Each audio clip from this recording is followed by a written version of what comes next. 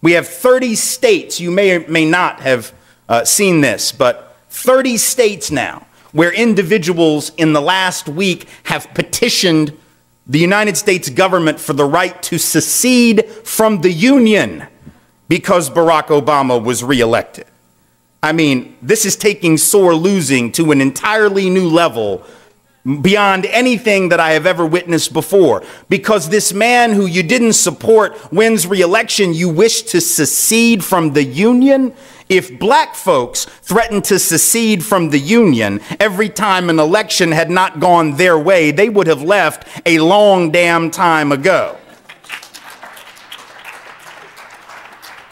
But apparently folks like Mr. Jeff in South Carolina and others believe that this new multicultural, multiracial, very different America from the one that they grew up in and prefer is somehow a dangerous, dangerous destruction of all that we hold dear in our American tradition. Well, some of those traditions are dear, and some of those traditions are worth preserving.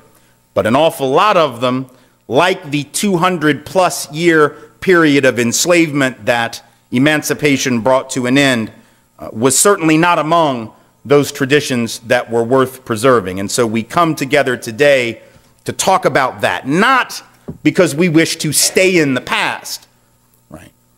Peoples of color, as much as anyone, more than anyone, do not wish to stay in the past. But those who have been the targets of oppression in history understand, perhaps far better than the rest of us, that history is mightily important, is critical for us to remember, so that we do not, in fact, repeat the mistakes of that history. And of course, let us be honest, just because this nation has made progress, and just because this nation has elected now not once but twice a black man as president of the United States, does not tell us anything in and of itself about the larger issues of institutional racial inequality. How do we know that? Well, I could spend literally a semester of academic life demonstrating it to you with data and facts and figures and statistics. It wouldn't be very hard to prove, and I'm sure you have professors here who talk about those things and demonstrate those things every day in class. But beyond that, we don't even have to look at the data to know that. All we have to do is think of an analogy that would help prove the point. And so, for instance, this idea that the election of a man of color somehow signifies the death of racism as a force in America doesn't make any more sense than it would make to say that the election of a woman, Benazir Bhutto, in Pakistan, she was elected in 1988 and again in 1991. No one would say that her election meant that sexism had been eradicated in Pakistan. Good morning, good evening, and good afternoon, Africans. I hope you're faring well where you are, and if you ain't faring well, please fare well where you are. There is a proverb that says, a chain is strong as its weakest link. No matter how fat it is, no matter how huge the chain is, it's only as strong as its weakest links. What does this mean? This means that a nation cannot move forward if a part of its community is left behind. So we all know who Tim Wise is. Tim Wise is a white Jewish activist, and what he tells us is that racism in itself did not end. And what happens is that racism metamorphosized into a more darker, into a more cruel thing, different from what we are told in the media, or different from what we are told by the politicians, right? The chain of America's democracy, freedom and progress will always be weak if racism and segregation still live within it. Tim Wise, again, who is a well-known writer and speaker on race, has spoken about this truth. Racism is not just about personal hatred. It is about the systems, the policies, the traditions that divide people and give unfair advantages to some while holding others back. Remember, a chain is only as strong as its weakest links. So I want us to dive into this video to get an enlightenment to the messages of Tim Wise. Let's dive in. I shall give you my thoughts by the end of the video, of course, where we shall also have a deep critical analysis. Let's dive in. So his hashtag was, and I'm going to clean it up and make it a G-rated version of what Jeff said. His version was quite a bit more R-rated, but what he said was hashtag go F yourself, which I'm assuming is language he learned in divorce court among some of his clients, who probably speak that way to one another in the midst of their divorce. So Jeff says, go F yourself, and then he goes on to say, slavery existed for 2,000 years before America. We ended it in 100 years, and now we have a black president. Right? So there, basically, is what Jeff was saying to Chris Rock, replying to a historically accurate statement made by Chris Rock with a totally irrelevant rebuttal that has nothing to do with anything, but is the way that oftentimes white folks respond to any discussion about racism.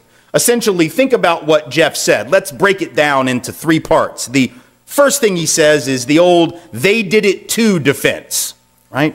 Well, yes, we enslaved other human beings, but you know, other countries also did that, and they did it for 2,000 years, so really, you can't blame us. Now, let's think about this defense for a minute. I don't know about you, but when I was a kid, I remember trying to use this defense with my mother. On one particular occasion when I had managed, with the help of a friend, to break a window in a neighboring apartment playing baseball. And I remember going to my mother after I was in pretty big trouble for breaking this window and saying something to the effect of, well, you know, it wasn't just me playing baseball. Billy was also throwing the ball, so it's also his fault. Now, as I remember, and you may or may not have had a similar experience, my mother looked at me and said something about Billy and a bridge, and whether if young William were to throw himself from that bridge, whether I would, in the manner of a damn fool, follow him.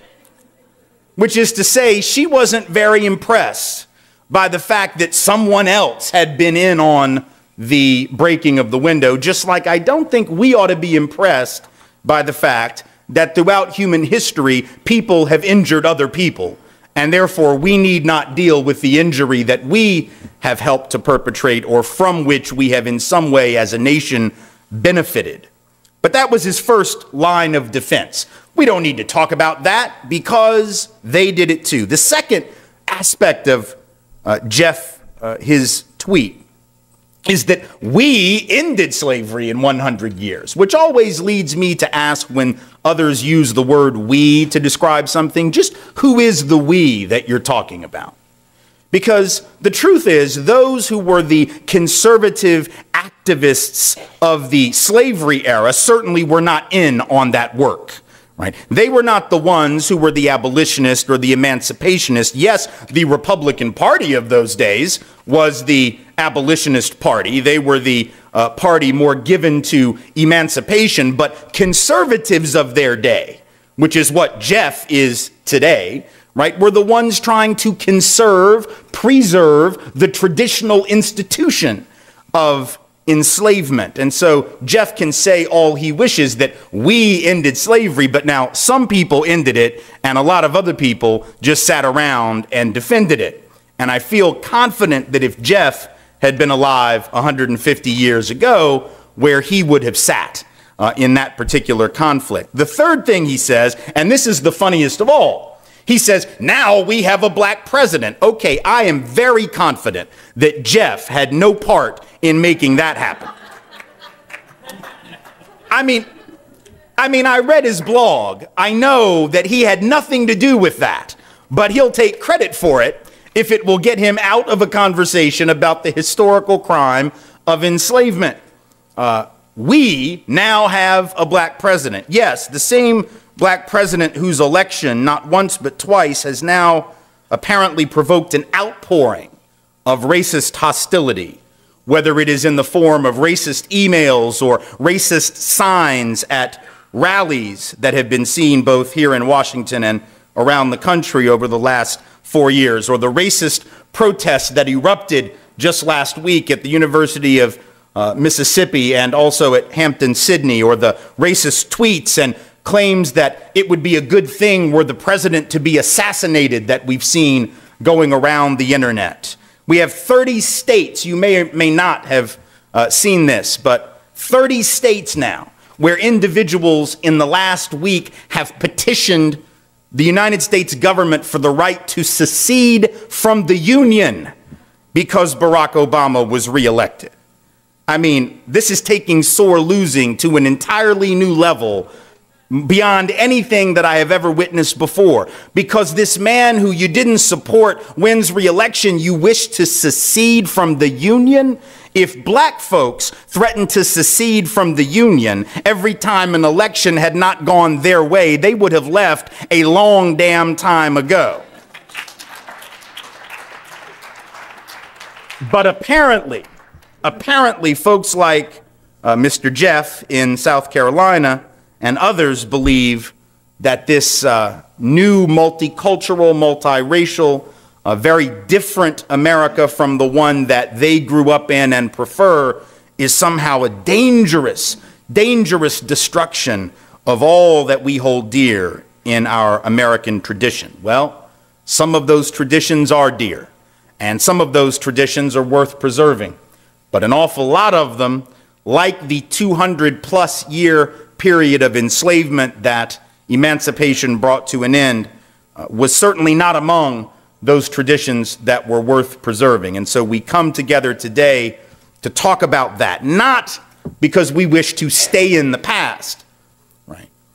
Peoples of color, as much as anyone, more than anyone, do not wish to stay in the past. But those who have been the targets of oppression in history understand, perhaps far better than the rest of us, that history is mightily important, is critical for us to remember, so that we do not, in fact, repeat the mistakes of that history. And of course, let us be honest, just because this nation has made progress, and just because this nation has elected now not once but twice a black man as president of the United States, does not tell us anything in and of itself about the larger issues of institutional racial inequality. How do we know that? Well, I could spend literally a semester of academic life demonstrating it to you with data and facts and figures and statistics. It wouldn't be very hard to prove, and I'm sure you have professors here who talk about those things and demonstrate those things every day in class. But beyond that, we don't even have to look at the data to know that. All we have to do is think of an analogy that would help prove the point. And so, for instance, this idea that the election of a man of color somehow signifies the death of racism as a force in America doesn't make any more sense than it would make to say that the election of a woman, Benazir Bhutto, in Pakistan, she was elected in 1988 and again in 1991. No one would say that her election meant that sexism had been eradicated in Pakistan, that somehow the mistreatment of women was no longer there just because a woman had been elected. So too, women have been elected as the head of state in Israel and India and Great Britain and the Philippines and several other places, not here yet, right? But if I were to say to the women in this room, if I were to say to my own two daughters who are 11 and 9 years of age, you know, what you really ought to do is pack your bags and move to Pakistan, so that you will now have equal opportunity. I'm assuming that every woman in here, and even my 9-year-old daughter who knows nothing about Pakistan, would still say, no, Daddy, no, that's not a good idea at all. Because we understand in those cases that the individual at the top of the political power structure does not necessarily tell us much about the larger structure. So if in this country we have approximately 90 million peoples of color overall, the fact that the most powerful political player in that country is a person of color does not tell you much about the rest of that 90 million, right? Because there are approximately 90 million black folks in this country whose names are neither Barack Obama nor Oprah Winfrey, and whose lives do not necessarily mirror the lives of those individuals who have obtained those high positions of authority. So we have to dig deeper if we really want to understand the legacy of the Emancipation Act, and more to the point, the legacy of the enslavement that made it necessary. The reason we talk about this, and not just in a history class, is because the past comes into the present. The past affects the present. Back in 3rd or 4th grade science class, I remember learning about, and you probably did too, this concept of inertia, right? The idea that an object in motion will tend to continue in the same direction, right, in motion until it is stopped by a force of equal or greater power to prevent it from continuing on its way. So if you roll a rock down a hill, it's going to keep going until the hill ends or it runs into a wall or something, right? That's inertia. But inertia is not just a physical property, you see. It's not just a property of the physical universe. Inertia is, in a very real sense, also a property of the political universe. It is a property of the economic universe. So those things which happen in one generation will affect the next generation and the next generation and the next generation until, like that rock, they come up against a force of equal or greater weight to push against it, you see. And although we have had those counterweights at various points in our history, those forces that pushed against that inertia, there is no way that we can look around and actually believe that those counter forces have been adequate to reverse the effects of that history. Let us talk about the two ways in which this legacy continues into the 21st century. First, there is the material inequality, the economic inequalities of the present era, which directly stem from that long legacy of racial oppression, including enslavement, but also segregation and other forms of discrimination. That material inequality begins historically in the era of enslavement, at a time when white folks, and only white folks, were able to first be considered citizens. That was the decision of the United States Congress, the very first law that the Congress passed after the Constitution was ratified. The very first thing that they did before they did anything else was pass a law called the Naturalization Act of 1790. And what the Naturalization Act of 1790 said, among other things, was that all free white persons and only free white persons could be citizens of the United States. In other words, only they were really deserving of the rights and the liberties granted in the Constitution.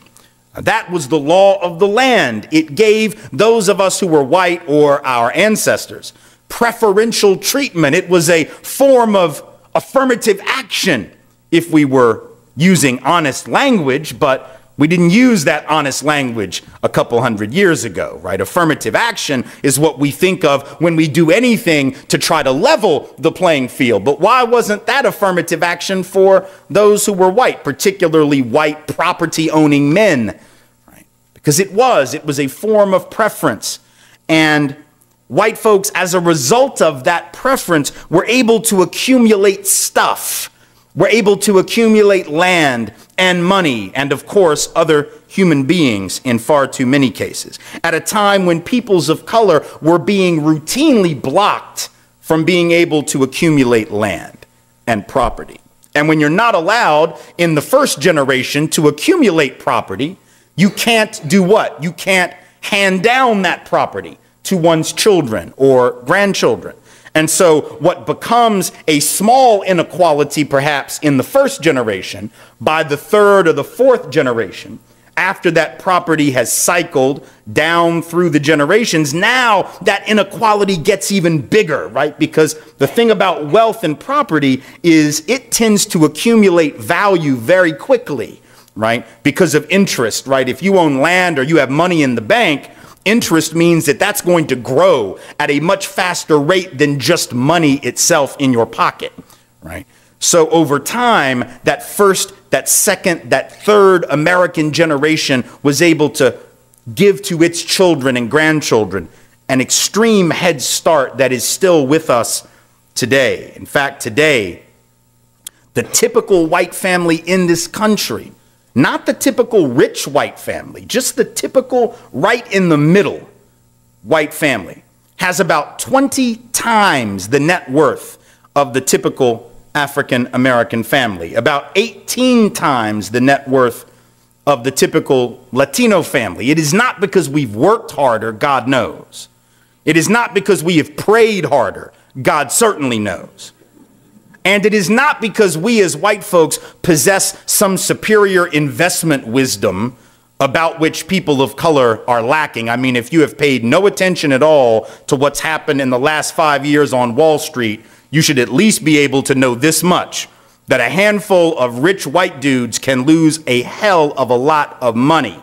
And they can do it without any help from black people. They can do it without any help from Latino people, any help from Asian Americans, no Native Americans, just a handful of the richest, smartest, most educated white guys on Wall Street, and they lost approximately $12 trillion of other people's money over the course of about an 18-month period. Think about that. 12 trillion wiped off the books by rich white dudes. If black people stole $12 trillion of other people's money, there would be a congressional investigation. People would be going to jail and prison for long periods of time. That too is the legacy of racism, a differential standard for white folks who break the rules as opposed to people of color who break the rules, you see. That too is part of that legacy. But it wasn't just enslavement that created this inequality. It's also the fact that when the government tried, and it did, for just a brief moment, tried to rectify some of that legacy with the creation of the Freedmen's Bureau and the Freedmen's Bank, which were two institutions established in the post-slavery period specifically for the purpose of helping those who had been formerly owned as property to get their own land, their own tools, right, and the ability to start their lives over as free people. It was an effort, if you will, at reparations, although not a huge effort, but still an important one. And yet, the Supreme Court of the United States, within just a few years of the time that those institutions were set up, struck them down, got rid of them, ruled that they were not constitutional. And when they did so, in 1883, one of the Supreme Court justices, Joseph Bradley, made the famous comment that the reason we didn't need to help those who had been formerly enslaved was because it was time for them to stop being the special favorites of the law. The special favorites of the law, as if somehow black folks were being specially favored just because they had a Freedmen's Bureau and a Freedmen's Bank, ignoring the fact that it was actually white Americans who had been the special favorites when they were made citizens and nobody else was, for 200 years, going back to the colonial period when they and only they could accumulate property. But Joseph Bradley and his colleagues on the court basically say in 1883, so we're talking, what, 20 years essentially, after emancipation and only about a decade after these institutions were established to help the former slaves, is basically saying, okay, enough of that.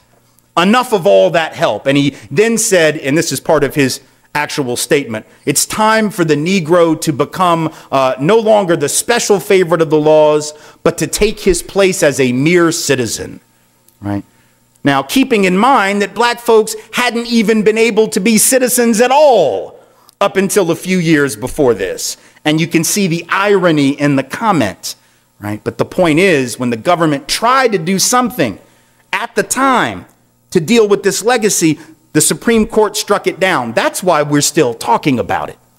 Because when some folks wanted to do right by the newly emancipated peoples and wanted to make sure that they had truly equal opportunity or something at least close to it, the highest court said no, that we couldn't do that. And here we are, 150 years after emancipation, never having taken those steps for more than a handful of years, wondering why we're still having to talk about it. Well, that's why we're still having to talk about it. And of course, in 1862, the very same year that the D.C. Emancipation Act was put into effect, that we're here today to remember, that was the same year that this government passed the Homestead Act. And what was the Homestead Act? The Homestead Act was a law that gave out over 250 million acres of basically free land to white folks. People of color were blocked in almost all cases from being able to obtain that land. And of course, that land had been stolen from native peoples. So this was in every sense a redistribution of resources from people of color to white folks.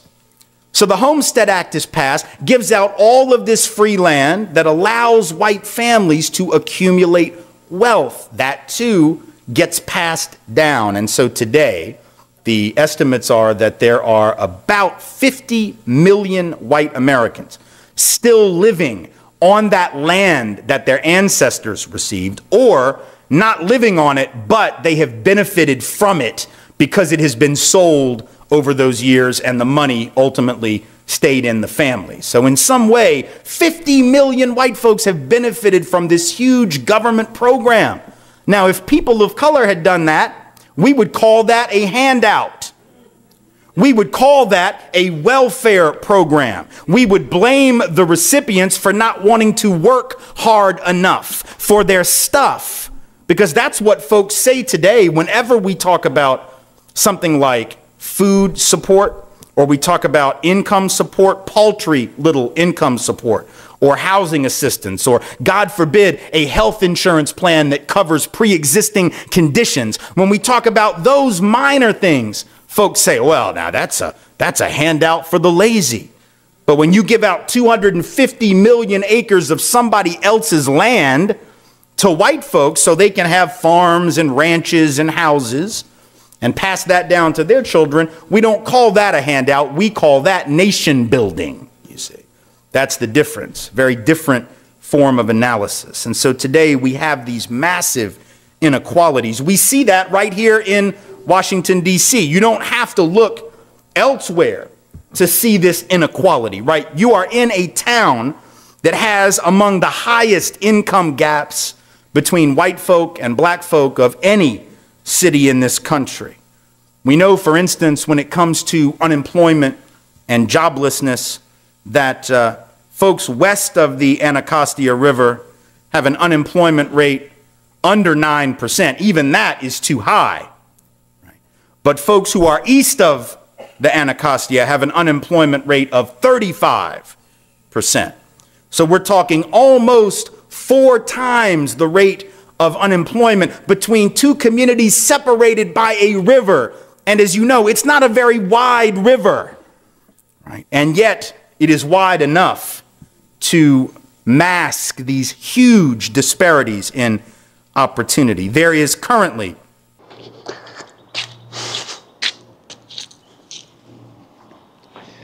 So guys, after clearly listening to Tim Wise, here is my deep critical analysis and here is my commentary. So Tim Wise often explains that racism in America is not only found in the past, but continues today in new and hidden ways. Remember, by the beginning of the video, I told you that racism, according to Tim Wise, has metamorphosized into something new, right? So those are the things that we are going to study as well.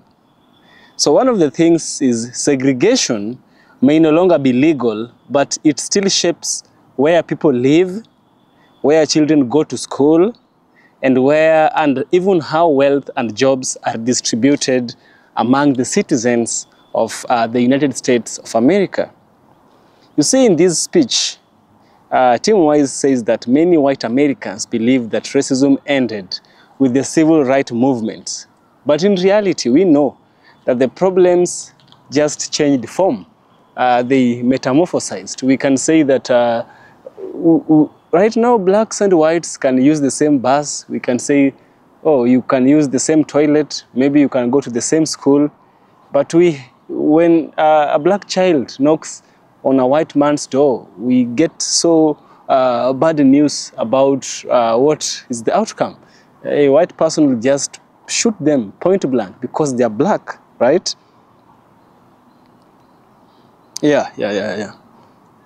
So these problems just changed, and Tim Wise is giving a very good example. He is saying that schools are still highly divided by race and income, right? Black and brown children often attend schools with fewer resources, while many white children go to schools with better funding, right?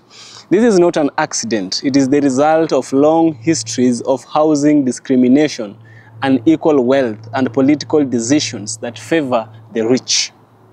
Tim Wise also highlights how racism is not just about individuals being mean or unfair. It is about systems of privilege. White people, even if they are not rich, often benefit from unearned advantages in the society, right? They may have easier access to loans, they may have safer neighborhoods, they may have better schools, and less suspicion from police, right? Meanwhile, the black and the Latino, the Latinos represent the brown community, often face barriers at every step. Tim Wise argues that to heal America, white people must recognize these privileges and work to change the systems that maintain them. Segregation, in Tim Wise's perspective, or in his view, he understands segregation in this way. It is a wound that America refuses to fully confront. After slavery, we had Jim Crow laws that kept black Americans separated and disadvantaged, right? When those laws were finally defeated, new forms of separation rose. Suburbs became mostly white, while cities held larger black populations. Policies like redlining denied black families the chance to buy homes in good neighborhoods, right? Even today as we speak, studies show that black families are more likely to live in areas with less investment, fewer job opportunities, and higher crime. But not because they want to, but because the system pushes them there. Tim Wise reminds us that racism also harms white Americans, even if they don't see it. When the country spends energy and money maintaining inequality, it weakens the entire nation. If schools are unequal, if workers are divided by race, if prisons are filled mostly with people of color, then America wastes human potential, right? And as the proverb says, the weakest link makes the chain break, right? Tim Wise is wise, huh? Tim Wise often warns that ignoring racism is like ignoring a deadly sickness like cancer, right? It spreads, it infects, and it destroys from within. Another key point that I noted in this speech that Tim Wise made is about denial, persistent denial. Many white Americans deny racism exists because admitting it would mean admitting the system is unfair. They want to believe that hard work alone brings success, but the truth is that race often decides opportunities before hard work even begins. Tim Wise argues that Americans, to be honest, to tell the truth about history, and to accept responsibility for fixing it. Tim Wise does not simply point out problems, he calls for solutions. He says that America must invest in schools equally, regardless of race or neighborhood. Tim Wise adds that we must reform the justice system so that black and brown people are not unfairly targeted by police or punished more harshly in courts. Tim Wise calls for more open conversations between races, where white people listen more and black voices are centered, right? This is a man who is trying to bring peace. This is a man who is a peacemaker, right? He's a man who is he's wise, as his name suggests. He's the voice. He's like an ambassador of white people to black people, right? And also, this other side, he understands the privileges that he has, and he points them out, right? And he talks to the black community, tells them, and he talks to the white community, tells them. You see, these are the people we need to bring peace into the world. To bring peace. When something is spoken and something is confronted, it is easier to end it if it is a bad thing, instead of keeping quiet and pretending it does not exist. Pretense does not wipe the existence. So, most importantly, what we have to know is that Tim Wise believes that real change will only come when people understand that fighting racism is not just a favor to black Americans. It is a rescue mission for the entire country. When every citizen has equal opportunity, America will be stronger, richer, and safer. When racism is defeated, the whole chain will hold. Yes? So, remember the chain analogy. The chain analogy. It's only as strong as its weakest part. So it means that if you want to be strong entirely, make sure that you reinforce the weak links. If you don't reinforce the weak links, your chain is as weak as the weak sides, right?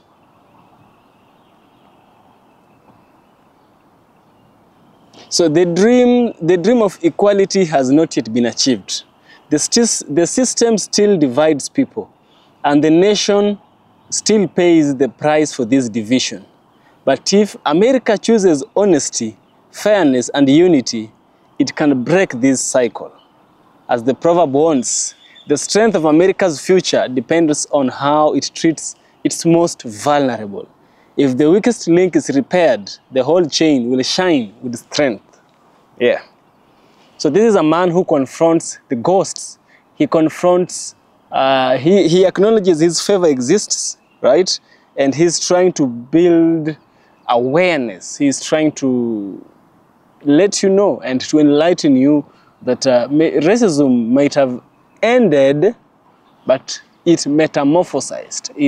It changed form into something even more dangerous. It's like a disease that mutates. You see, when a disease mutates, it's very hard to cure. Unless we understand how it thrives is when we can cure the disease. Yeah. The disease here is racism against black people of America. Guys, if you have found value in my work, kindly subscribe. I'll surely appreciate. And you can support me on Patreon, become a member, donate something and become a member. I have like 40 people, and just 3 of you or 5 or 4 are paid members, right? Just even $1 per month won't be bad, right? At least to have helped somewhere. I still appreciate it's not about the money, it's about the message. If you get value, kindly subscribe. Yes. See you in the next one. Stay positive.